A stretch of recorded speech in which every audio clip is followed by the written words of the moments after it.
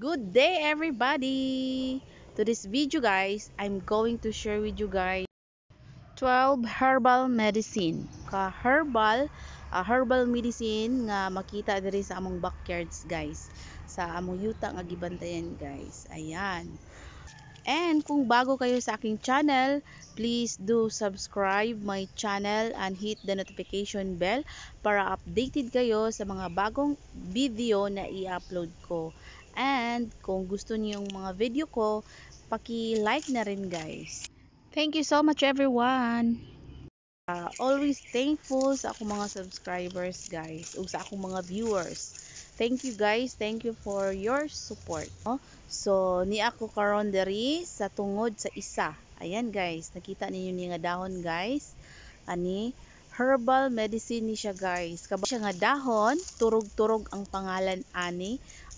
Ginagamit ni sa kanang mga newly born nga mga bata guys nga kanang bitong gasulirap ang ilang mata.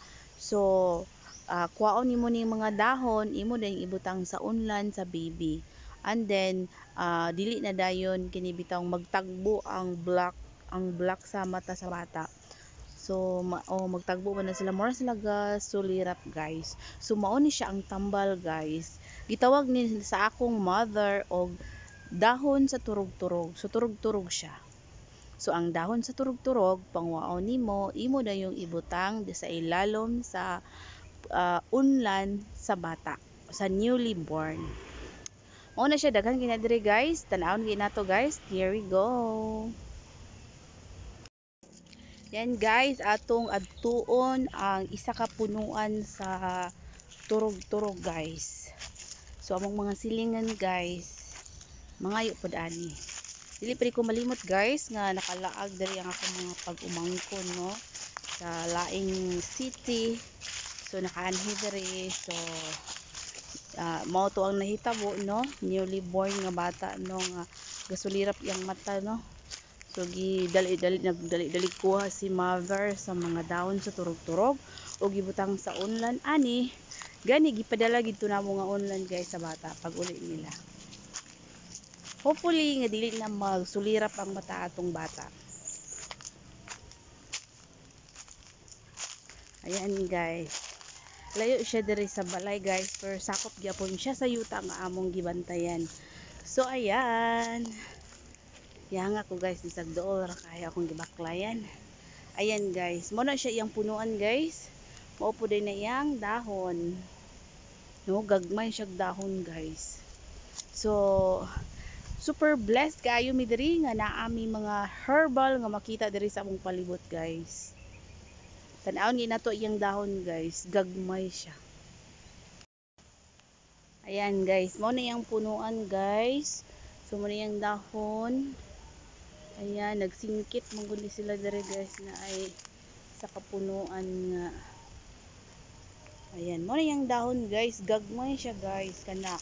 Muna imong kwaon guys, unya ibutang nimo sa unlan sa bata until nga modako siya nga dili na mag iyang eyes di na moadto sa taas guys, kanang magtagbo ang duha ka itom sa mata sa bata. Mao na siya, mura siya gasulirap. So magkuha na dayon ka aning nga dahon, ibutang nimo sa unlan sa bibi kung mao tong paunlanan dayon. So dili na madaot ang eye sa bata. Mao pod ni guys ang turog-turog nga dool sa balay guys. Mao ni siya. Mas daghan diri og dahon, mas tambok ang mga dahon diri Mura siya og dahon sa kalamonggay guys no. Ayan, gagmay siya ayan. Daghan din sila naglinya diri. Ayan, para siyang malunggay. Gagmay pang uban guys. Ayan, humangin, nagkaroon ng hangin, sumasayaw yung mga dahon. And naapa day turog-turog diri sa pikas guys, bagong turok ni siya guys. Diri sa pikas. Ayan, nara guys gamay pa siya. So upat tanan ang punuan sa turog-turog. And number 2, ang dahon sa bayabas guys. Kabalo na mo kung para asa ni guys. Para kung magkalibanga ka, nya way laing pharmacy, so magkuha na lang ka ani, lagaon nimo ang dahon sa bayabas, bungkig gyapon siya guys no, bungkig ang dahon imong lagaon. Okay, upload man ni para mawala ang imuhang sakit sa tiyan, imong kalibanga. And then, number 3, dahon sa hagunoy. Kabalo ba mo guys, nga tambal ni siya sa samad, imo lang ni siyang kuhaon ng mga dahon, dokon o imuhang ibutang sa samad. Imo dayong butangan tulog panapton para dili mga tagak ihikot nimo. Dahil ang dugaan ni niya sa hagunoy maoy mo tambal sa samad para dali ra siya maayo. So, ting-init man karon, so niwang ang mga dahon sa hagunoy. Kay ting-init man karon guys. So, talagsa ra sila. And then, number 4, ang dahon sa abana guys. Kaning dahon sa abana guys, imo lang gyapon ning lagaon for high blood. Taas ang pressure sa dugo. Lagaon nimo bungkig gihapon guys. O mao matod sa mga katigwangan, bungkig gidapat ang imong lagaon. Dili gid pwede pares. Dili siya Paris nga city guys, sa another nation, but dili siya bungkig, dapat ang quantity sa imong dahon nga lagaon. And number 5, aloe vera. O kani siya guys, makatabang ni siya sa mga nipis ug buhok guys, para mo healthy ang buhok ug mubaga ang buhok no. Ayan. Imo lang ning pikason ang iyahang leaves. Dili man siya leaves guys, more siya stem. Dili po siya stem, more siya leaves o forma, pero more siya stem. So inana ang noun sa aloe vera guys. Para ni sa mga hair nga nipis na, so hinahinay na magbutang ani. Then kalabo guys, number 6, para ni sa ubo guys, kung gipang ubo dira guys, imo lang ning ihulom sa tubig. Pero mas effective gid ni siya guys kung imo ni siyang pugaon guys, ug ang puga ang iyang tubig ani, pagpuga nimo mo imong imnon. Super delicious, super bitter.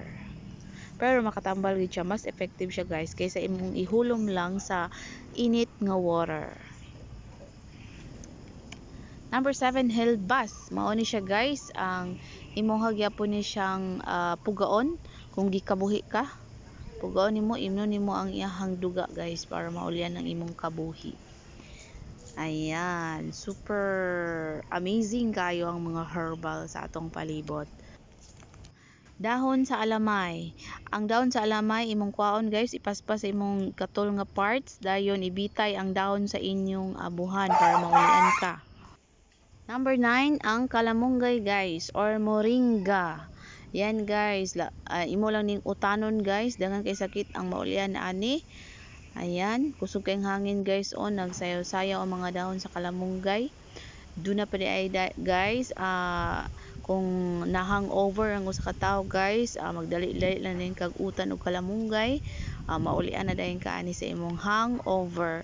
Ug sa tanan klase sa mga pagdaot sa ginhawa or labad ang ulo kani, magutan lang ka ani guys.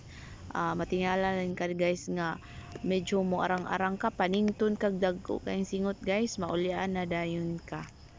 So inaani siya ka amazing. Praise God, praise Jehovah God. Number 10, dahon ng tuba-tuba guys. Mao din ni siya guys nga ana ang magpahilot ta unya, mo ana din ang maghilot nga paghaklop dayon og dahon sa tuba-tuba, butangi og scent or oil. So mao ni siya ang tuba-tuba. Dapat bungkig gihapon guys, dili pares. Ayan. So kung kaning dahon guys, pagka ugma after ma-overnight nimo, kung mukaging, so iyang gisuyop ang panuhot. Number 11, dahon sa nalupang guys. Mao ni siya ang pangdagpas sa kaniang gitalagpi guys, gikatol-katol sa mga panit. So imo lang ni ibutang sa pugon, then ang magpatungod lang dayon sa aso. Panit sa lubi. So mao ni imong lagaon guys magkuha ka ning palit sa lubil, agaon nimo kung naglabad imong ulo, o naka-remember ka nga nagkaon ka ginat-an nga mga sudan o mga dessert, so kani imuhang gaon og imnon ang tubig, so maulian na imong headache. So mao na siya guys, super amazing. Thank you guys sa inyong suporta, sa inyong mga pag-view, sa inyong pag-like, ug sa inyong pag-subscribe guys. Thank you so much guys. Unta kanunay mo mo suporta sa akong channel. Hopefully nga maibalik ra gyapon ako sa inyo ha ang support nga inyong buhaton para sa ako soon guys, soon. Thank you for watching. Bye.